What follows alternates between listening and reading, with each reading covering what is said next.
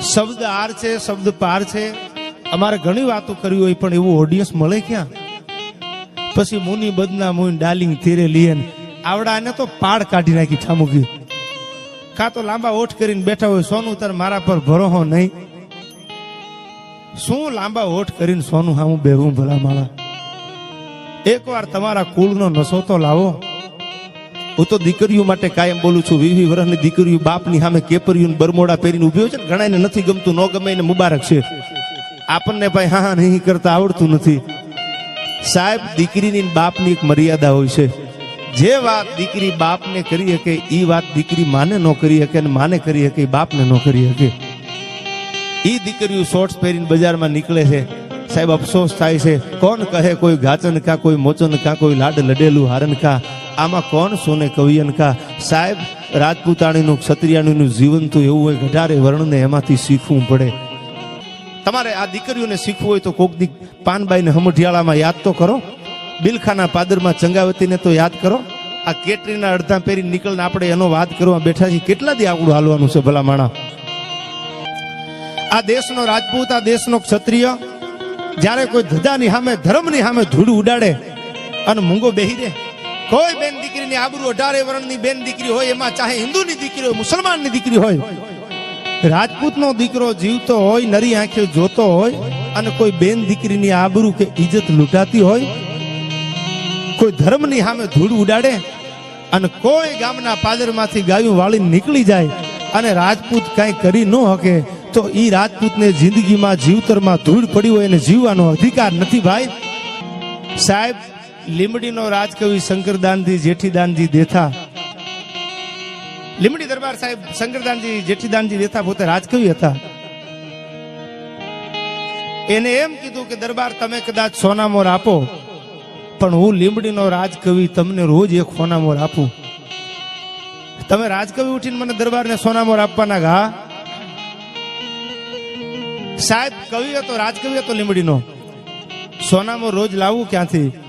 લીમડી રાજા ઈ તો સોનામોર દઈએ કે, પણ લીમડીનો રાજકવિ ક્યાંથી લાવે? સાહેબ, ચારણોના શબ્દોની તાકાત કેટલી છે! એક દુહો, નાની એવી ચબરખીમાં એક દુહો લીમડીનો રાજકવિ શંકરદાનજી જેઠીદાનજી દેથા પોરબંદરના જેઠવાને લખીને મોકલાવે. અને એક દુહો જે આમ ભરી કચારીમાં પોરબંદરનો જેઠવા બેઠો છે, જતી હનુમાનના વંશ છે જેઠવા. પોરબંદરની કચેરીમાં એક નાનો એવો દુહો, અને ઈ દુહો પોરબંદરના જેઠવા વાંચે અને એને પોતાના માણાને કીધું, 6 મહિના હાલે એટલું હોનામોર લીમડી કવિરાજ શંકરજીને આપી દો.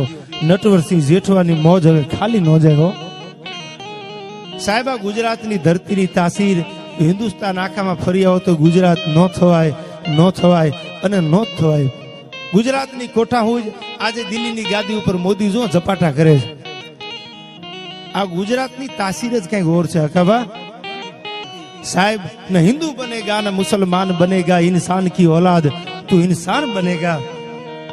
એક મુસલમાનની દીકરી માટે થઈ ઘણા બધા કાર્યક્રમોમાં બોલું છું. એક મુસલમાનની દીકરી માટે સિંધ પ્રદેશમાંથી નીકળેલી એક મુસલમાનની દીકરી સુમરાએ જેદી નિકાહ ભટવાની વાત કરી અને રોતા આહુડે જેદી સિંધમાંથી ભાગી નીકળી ગયા, તેદી આ પાકિસ્તાનના, હિન્દુસ્તાનના ભાગલા નહોતા પડ્યા.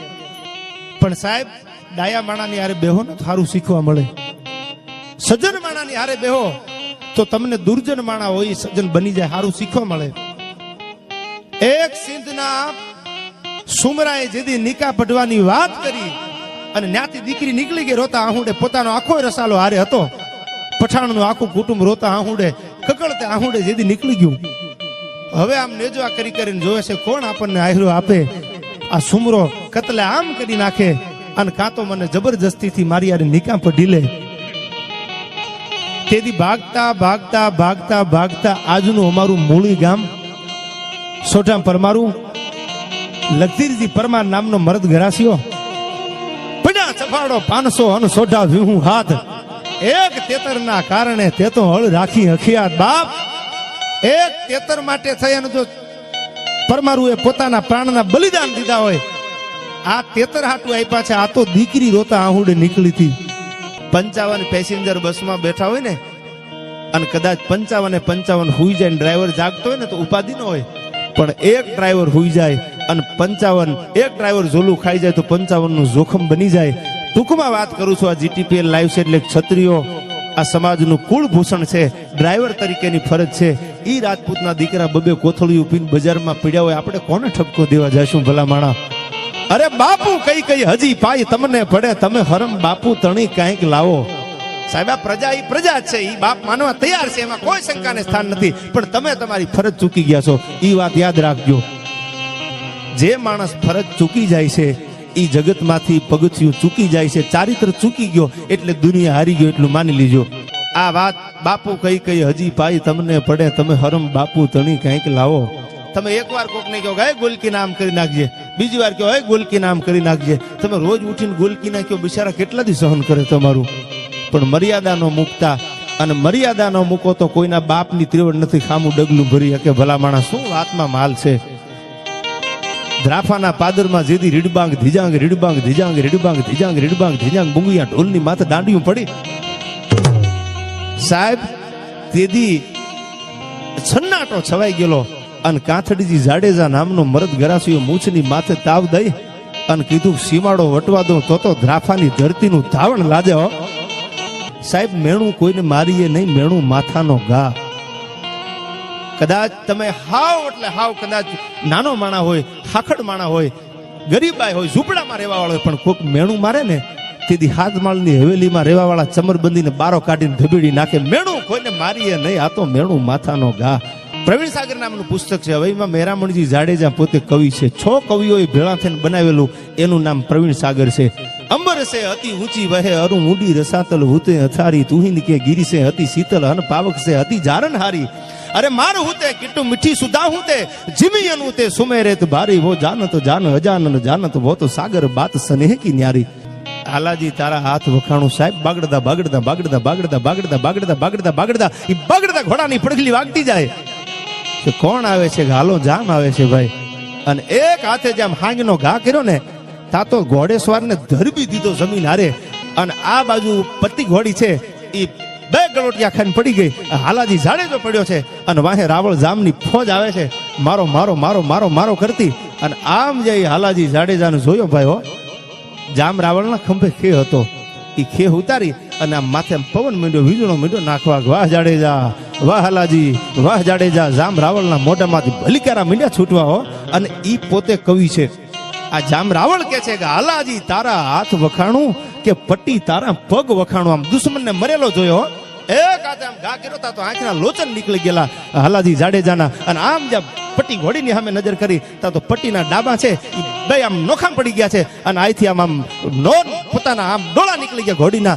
ઈ જામ રાવળે જોયું. જામ રાવળ પોતે કવિ બને છે અને પોતે કહે છે કે હાલાજી તારા હાથ વખાણું કે પટ્ટી ઘોડી તારા પગ વખાણું. તે ડાબા હંકોડ્યા અને તું આ દુશ્મનને લગોલગ આવી ગઈ અને આ બાજુ જમણા હાથેથી હાંગનો ઘા કર્યો. મારે હાથના વખાણ કરવા કે પટ્ટી ઘોડીના ડાબાના વખાણ કરવા? સાહેબ આવી બધી ઘણી વાતો છે. આપણી રાતું ટૂંકી પડે એવું રાજપૂતોનું બલિદાન આ ધરતીમાં છે ભાઈ. રાજપૂતો ક્ષત્રિયોએ હાથમાં શમશેર રાખી છે અને જમણા હાથમાં માળાનો બેરખો રાખ્યો છે આ દેશના રાજપૂતોએ. સમય આવ્યો ત્યારે હરિભજન કર્યું છે. આજે તમે જુઓ ને લાલદા બાપુ બેઠા છે સાહેબ. આ વર્તમાનની વાત આપને કરું છું. જુઓ તો ખરા રાજપૂત કેવો એની નિશાની તમારે જોવી હોય તો ગધેસર જવું પડે ભાઈ. એક હાથમાં માળા છે, તુહી ઠાકર હે હુરજ હે હુરજ હે હુરજ, અને બીજા હાથમાં શમશેર છે. કદાચ કોઈ આંખી પાછી ના થાય તો રાણો રાણાની રીતે ભાઈ. તો પછી કાંઈ આ તુંબડા ઉલાળે ન પતે ભાઈ. તો કમંડળ એક બાજુ મૂકી દેવાની, માળા એક બાજુ મૂકી દે. પણ એ સમય આવે સાવધાન. એ બધું સમય રૂડું લાગે. હવે ઉનાળામાં વરસાદ જ કેવો થાય? સારું લાગે આપણને? ન ગમે. વરસાદ ચોમાસે રૂડો લાગે. લગ્ન ગીત લગ્નમાં જ ગવાય. લગ્ન ગીતમાં કોઈ દી મરહિયા ન ગવાય અને મરસિયા ગવાતા હોય ત્યાં કોઈ દી મંગળ ન વર્તા હોય. બધું સમયને અનુરૂપ હાલે છે. આખી આ તમે જોવો, ભાગતી ભાગતી પડજતી પડજતી ઓલી રાત નો સૂર્યને હાથ આવે. આમ સૂરજ ઉગે તો રાત આમ ભાગી જાય છે. વળી પાછો આમ સૂરજ ઉગે તો રાત ભાગી જાય છે. ભાગતી ભાગતી પડજતી પડજતી ઓલી રાત નો સૂર્યને હાથ આવે. કર્મવાદી બધા કરતા કર્મ કરતા રહો, તેમને ઊંઘું કેમ ફાવે. ધ્રુવ ડોસી બનીને રોજ બેઠો રહે, ગોળ ગોટા તણી રમત માંડી, તારલા તેહને રોજ આટા ફરે. તમે જુઓ તો ખરા સાહેબ, પ્રભુની ગતિ તો જુઓ. જગદીશભાઈ આ ઓથી અમીર સુમરો અને મને બહુ બે કડી ભજનની ગમે છે. જાડેજા શું કહે છે? હોથી અમીર સુમરો મુસલમાનનો દીકરો. પછી આગળ ઉપર આપને મજા આવે એકાદો પ્રસંગ લઉં.